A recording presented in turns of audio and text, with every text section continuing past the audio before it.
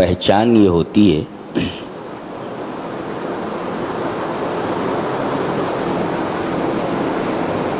کہ اس معاشرے کے تمام گھروں کا جو نظام ہے، خانگی نظام یا آئلی نظام، وہ بڑی خوش اسلوبی سے چل رہا ہے، اور وہ معاشرہ بڑا بدنصیب معاشرہ ہے جس معاشرے کے گھروں کا نظام درہم برہم ہو اور خانگی زندگی کے نظام کے درہم برہم ہونے کا ریزن اور سبب ایک ہی ہے، وہ یہ ہے کہ ہر آدمی یہ چاہ رہا ہے کہ میں اپنے پورے حقوق لے لوں، دوسروں کے اوپر جو حقوق ہیں میرے، میں وہ حقوق پورے لے لوں، اور دوسروں کے جو حقوق میرے اوپر ہیں میں ان حقوق کو ادا نہ کروں۔ اس کے ساتھ حقوق کی ادائیگی سے آگے ایک اور چیز بھی ہوتی ہے، احسان۔ احسان کو دوسرے انداز میں آپ کہہ لیں کہ گھر کا ہر فرد ایک دوسرے کے حقوق کی ادائیگی کے ساتھ ساتھ ہر ایک کے لیے اپنے دل میں قربانی کا جذبہ رکھے۔ تو ایک تو حقوق کی ادائیگی کے اندر افراط و تفریط ہے، اور ساتھ ساتھ ہمارے دلوں میں دوسروں کے تئیں قربانیوں کا جذبہ مفقود ہے۔ اس وجہ سے ہمارا پورا خانگی نظام تباہ و برباد اور درہم برہم ہو کر رہ گیا ہے۔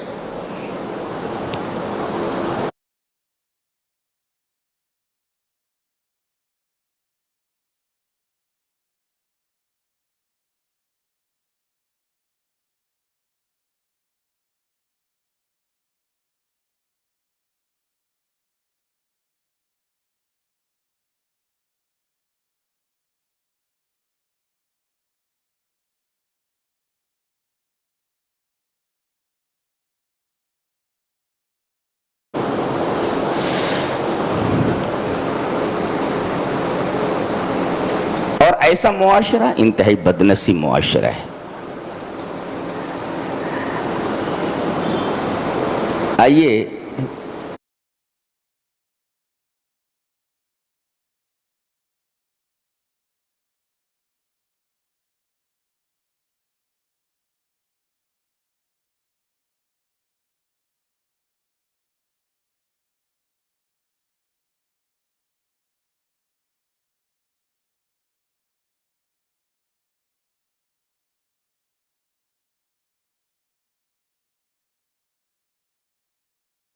پہلے ایک حدیث سامنے رکھ دیتے ہیں، اس کے بعد گفتگو کو آگے لے چلتے ہیں۔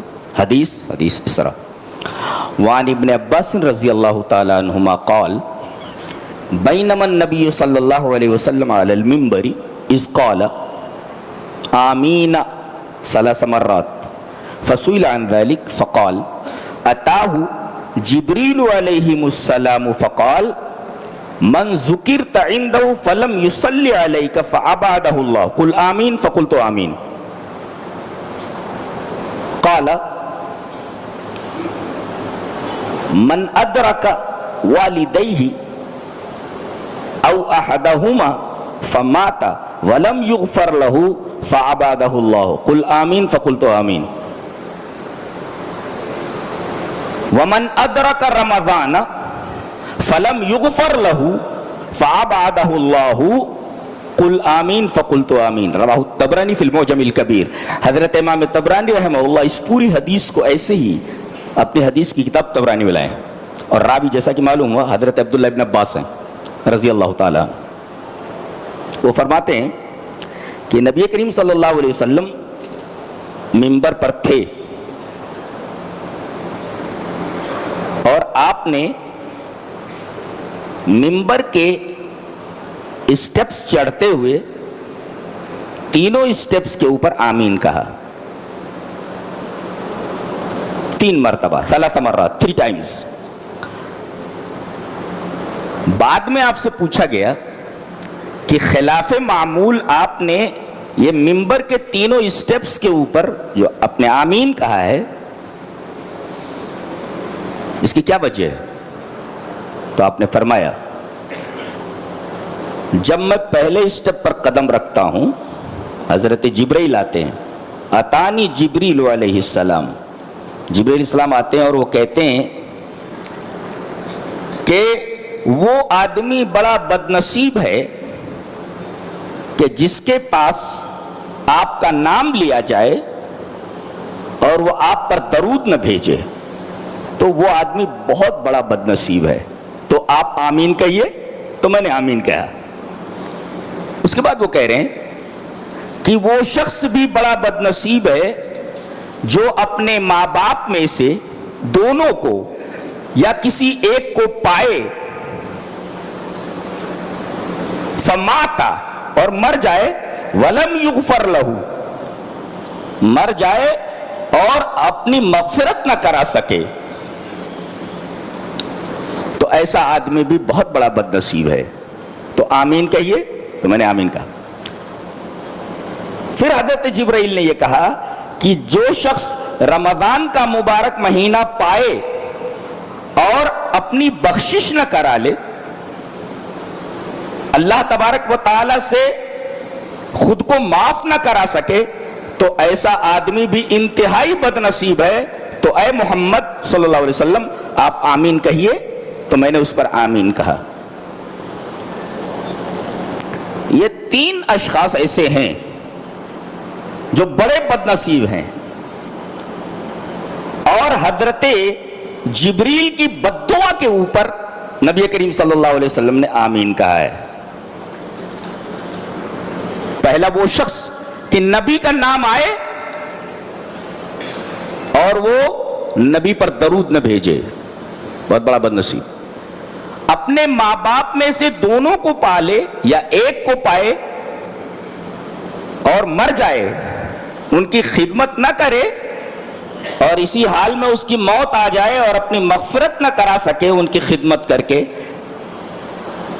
تو ایسا آدمی بھی اللہ کی رحمت سے دور ہو۔ نبی کریم صلی اللہ علیہ وسلم نے اس پر بھی آمین کہا۔ اور جس شخص کو رمضان کا مہینہ مل جائے اور اللہ تبارک و تعالی سے اپنے گناہوں کی معافی نہ کرا سکے، تو ایسا آدمی بھی اللہ کی رحمت سے دور ہو، بہت بدنصیب ہے۔ حضرت جبرائیل کی اس تیسری بددعا کے اوپر بھی نبی کریم صلی اللہ علیہ وسلم نے آمین کہا۔ اس حدیث پاک سے میں صرف ایک مسئلے کو لے رہا ہوں، وہ یہ کہ ہماری خانگی اور عائلی زندگی کا سب سے بڑا جز ہمارے ماں باپ ہوتے ہیں۔ یہ جب تک جوان رہتے ہیں،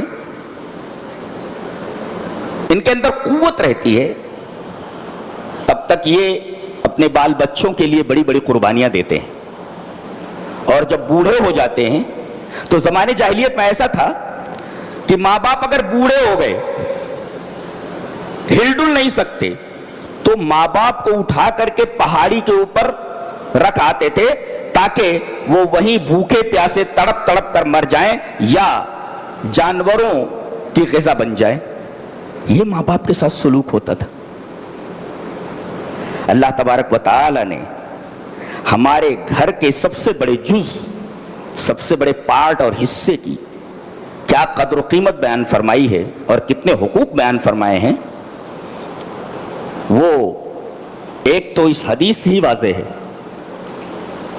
کہ بڑا بدنصیب ہے وہ شخص جو ماں باپ کی خدمت کر کے بڑھاپے میں پا جائے اور ان کی خدمت کر کے اللہ تبارک و تعالیٰ سے اپنے آپ کو معاف نہ کرا سکے، وہ بہت ہی بڑا بدنصیب ہے۔ حدیث پاک سے ایک چیز تو یہ معلوم ہوئی ماں باپ میں سے ہر ایک کا مقام کیا ہے، پہلے وہ دیکھ لیتے ہیں۔ حدیث اس طرح، وعن ابن عمر رضی اللہ تعالی عنہما قال ان النبی وعن ابن عمر رضی اللہ تعالی عنہما ان النبی صلی اللہ علیہ وسلم قال ابر البر ان یصل الرجل اد ابیہ، رواہ مسلم فی کتاب البر والصلۃ والآداب۔ حضرت امام مسلم رحمہ اللہ اس حدیث کو مسلم شریف کتاب البر والصلہ کے اندر لائے ہیں، راوی حضرت عبداللہ ابن عمر ہے۔ حضرت عبداللہ ابن عمر فرماتے ہیں کہ نبی کریم صلی اللہ علیہ وسلم نے ارشاد فرمایا کہ ایک ہوتی ہے نیکی اور ایک ہوتی ہے سب سے بڑی نیکی، ایک ہوتی بر نیکی اور ایک ہوتی ابر البر سب سے بڑی نیکی۔ تو سب سے بڑی نیکی کیا ہے؟ ہمیں پوچھتے نیکی کیا ہے، اس میں بتایا جا رہا سب سے بڑی نیکی کیا ہے۔ سب سے بڑی نیکی یہ ہے کہ آدمی کا باپ مر جائے تو اس کے دوستوں کے ساتھ آدمی صلہ رحمی کرے، یہ سب سے بڑی نیکی ہے۔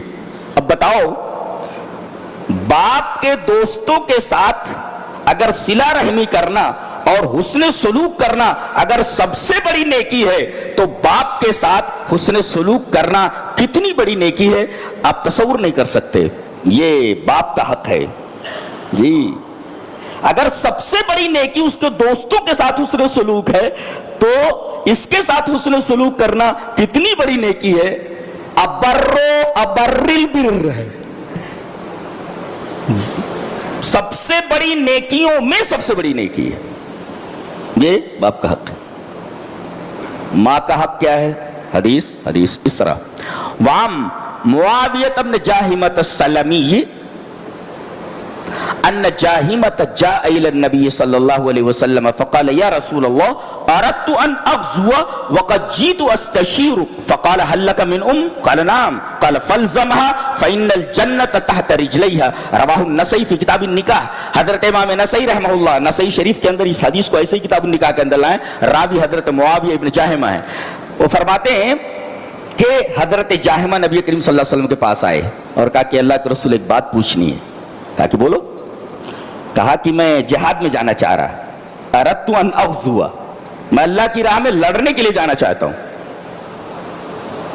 ہو سکتا ہے کہ شہید بھی ہو جاؤں، میں اللہ کی راہ میں مارا جاؤں تو جاؤں۔ وقد جئت استشیرک، آپ سے مشورہ لینے کے لیے آیا ہوں۔ پتہ یہ چلا کہ کوئی بھی کام ہو ہر کام مشورے سے کرنا چاہیے۔ اے اللہ کے رسول، میں جنگ میں جانا چاہ رہا تو میں آپ سے مشورہ لینے کے لیے آیا۔ وقد جئت استشیرک، آپ نے فرمایا هل لك من تیری ماں ہے، زندہ ہے؟ کہاں ہے اللہ کے رسول؟ بوڑھی ہیں بہت زیادہ؟ کہا ان کی دیکھ ریکھ کرنے والا کوئی ہے؟ کہا کہ نہیں اللہ کے رسول۔ کہا کہ فالزمها، تو انہی کے ساتھ رہے، فإن الجنة تحت رجلیها، اس لیے کہ جنت ان کے دونوں قدموں کے نیچے ہے۔ یہ حضرت امام نسائی رحمہ اللہ اس حدیث کو کتاب النکاح کے اندر لائے ہیں، اللہ یہ کتاب الجہاد کے اندر لائے۔ یہ روایت حضرت معاویہ ابن جاہمہ والی یہ روایت نسائی کتاب الجہاد میں، یعنی ماں باپ کے ساتھ حسن سلوک کرنا، خاص طور سے ماں کے ساتھ حسن سلوک کرنا یہ جہاد کرنے کے برابر ہے جی۔ حضرت جاہمہ کو نبی کریم صلی اللہ علیہ وسلم نے یہ مشورہ دیا کہ ماں اگر زندہ ہے، اس کا دیکھ ریکھ کرنے والا کوئی نہیں ہے تو تم اس کے ساتھ رہ کر اس کی خدمت کرو، اس لیے کہ اس کے قدموں کے نیچے جنت ہے۔ ایک صاحب نے بہت اچھا لکھا ہے، ایک مفسر ہے، کہتا ہے کہ جب تم ماں کے سامنے جاؤ تو اپنے موبائل کو سوئچ آف کر لو، اپنے موبائل کو سوئچ آف کر لو۔ فَإِنَّ الدُّنْيَا بِحَذَافِيرِهَا فِدَاءُ أُمِّهَا، کہ دنیا کی تمام چیزیں، پوری دنیا ماں کے قدموں کے اوپر نچھاور کیے جانے کے قابل ہے۔ تو جب ماں کے پاس پہنچو تو اپنی موبائل سوئچ آف کر لیا کرو۔ یہ ماں کے احترام اور اس کی محبت کا انداز بتایا گیا ہے کہ ماں کے سامنے اس طریقے کا حسن سلوک ہونا چاہیے۔ جب تم ماں کے پاس پہنچو تو اپنی موبائل سوئچ آف کر لو، اس لیے کہ فَإِنَّ الدُّنْيَا بِحَذَافِيرِهَا فِدَاءُ أُمِّهَا، اس لیے کہ پوری کی پوری دنیا یہ تمہاری ماں کے قدموں کی دھول بھی نہیں ہے، تمہارے ماں کے قدموں کی دھول ہے، یہ ماں کا مقام ہے۔ اللہ، تو باپ کا مقام آپ نے دیکھا، یہ ماں کا مقام ہے۔ ان دونوں میں سے کس کا مقام بڑا ہے؟ ماں باپ میں سے۔ آئیے دیکھ لیتے ہیں حدیث اس طرح، وعن ابی ہریرہ رضی اللہ تعالی عنہ قال جاء رجل الى رسول اللہ صلی اللہ علیہ وسلم فقال یا رسول اللہ من احق الناس بحسن صحابتی؟ قال امک، قال ثم من؟ قال ثم امک، قال ثم من؟ قال ثم امک، قال ثم من؟ قال ثم ابوک۔ رواه البخاری فی کتاب الادب۔ حضرت امام بخاری رحمہ اللہ اس حدیث کو ایسے ہی کتاب الادب کے اندر لائے۔ راوی جیسا کہ معلوم ہوا حضرت ابو ہریرہ ہیں۔ حضرت ابو ہریرہ فرماتے ہیں کہ نبی کریم صلی اللہ علیہ وسلم کے پاس ایک آدمی آیا، کہا کہ اللہ کے رسول ایک بات پوچھنی ہے۔ کہا کہ پوچھو۔ کہا کہ من احق الناس بحسن صحابتی؟ میرے حسن سلوک کا، حسن صحبت کا مستحق سب سے زیادہ کون ہے؟ من احق الناس بحسن صحابتی، میرے حسن صحبت کا، میرے حسن سلوک کا سب سے زیادہ مستحق کون ہے؟ آپ نے فرمایا یور مدر، امک، تیری ماں۔ کہا کہ پھر؟ کہا کہ تیری ماں۔ کہا کہ پھر؟ کہا کہ تیری ماں۔ کہا کہ اس کے بعد؟ کہا کہ تیرا باپ۔ پتہ یہ چلا کہ ماں باپ میں سے ماں کا رتبہ باپ سے 3 گنا بڑا ہوا ہے۔ کیوں؟ اس لیے کہ 3 کام ماں ایسے کرتی ہے کہ باپ نہیں کر سکتا۔ ایک تو 9 مہینے وہ اسے پیٹ میں اٹھاتی ہے، ایک حق تو ایسا بن گیا اس کا، اور دوسرے پیدا ہونے کے بعد اسے اتنا دودھ پلاتی ہے کہ 2 سال تک جتنا دودھ پلا دیتی ہے آدمی سوچ بھی نہیں سکتا کہ کتنا دودھ پی گیا ہو۔ اور تیسرے اس کے پیدا کرنے کے وقت جو تکلیف اٹھاتی ہے وہ حیات و موت کی کشمکش میں ہوتی ہے۔ بعض عورتیں مر جاتی ہیں اس فریضے کو ادا کرتے ہوئے، تاکہ یہ کام بھی مرد نہیں کرتا، تو یہ 3 کام عورت ہی کرتی ہے، ماں ہی کرتی ہے۔ لہذا ماں کا رتبہ باپ سے 3 گنا بڑھا ہوا ہے۔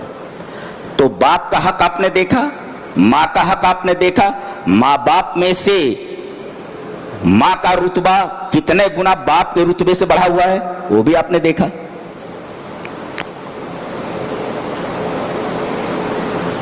گھر کا ایک پارٹ بیوی ہے، یہ آتی ہے گھر میں، سب سے بہترین کردار اس باہر سے آنے والی ہستی کا ہوتا ہے۔ یہ گھر کو بنا بھی دیتی ہے اور گھر کو تباہ بھی کر دیتی ہے۔ گھر کو بناتی کون ہے اور گھر کو تباہ کون کرتی ہے؟ یہ ایک حدیث میں بتا دیا گیا ہے۔ آئیے وہ حدیث دیکھ لیتے ہیں۔ حدیث اس طرح، وعن عبداللہ ابن عمرو بن العاص رضی اللہ تعالی عنہ ان رسول اللہ صلی اللہ علیہ وسلم قال ان الدنیا کلها متاع وخیر متاع الدنیا المرأة الصالحة۔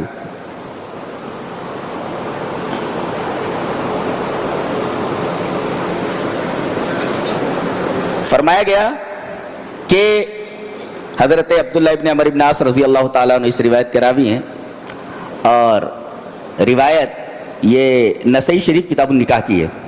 حضرت عبداللہ ابن عمرو بن العاص فرماتے ہیں کہ نبی اکرم صلی اللہ علیہ وسلم نے ارشاد فرمایا کہ پوری کی پوری دنیا ایک سامان ہے، اور سب سے بہترین سامان دنیا کا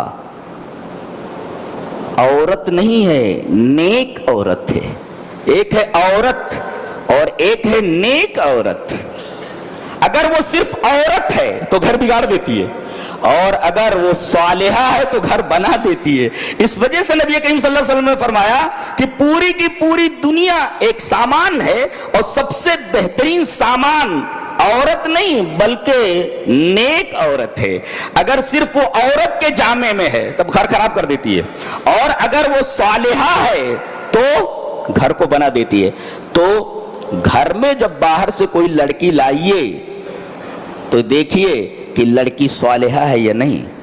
آج کل لڑکیاں تعلیم حاصل کرتی ہیں، دینی تعلیم حاصل کرنے والی لڑکیاں جنہیں عالمہ کہا جاتا ہے، ان سے لوگ اب شادی کرنے کے لیے تیار نہیں ہیں۔ کیوں؟ اس لیے کہ ٹھیک ہے انہوں نے تعلیم حاصل کی ہے، مگر گھر میں آنے کے بعد یہ صرف اپنے حقوق بیان کرنے کے لیے در پہ رہتی ہیں، صرف اپنے حقوق بیان کرتی ہیں۔ شریعت نے مجھے یہ حق دیا ہے، شریعت نے مجھے یہ حق دیا ہے، شریعت نے مجھے یہ حق دیا ہے کہ میں ساس سسر کی خدمت نہیں کر سکتی۔ شریعت میں کہاں لکھا ہے؟ قرآن میں کہا ہے؟ حدیث میں کہا ہے؟ کہ ساس سسر کی خدمت کرو،